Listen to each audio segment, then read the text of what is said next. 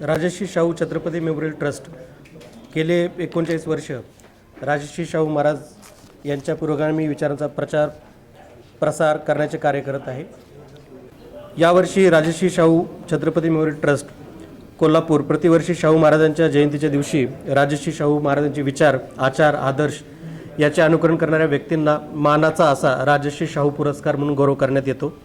या वर्षीचा पुरस्कार ज्येष्ठ साहित्यकार आणि शाहू विचारांचा जागर करणारे विचारवंत डॉक्टर जयसिंगराव पवार यांना मरणोपरांत प्रदान करण्याचा निर्णय यावर्षी ट्रस्टने घेण्यात आलेला आहे।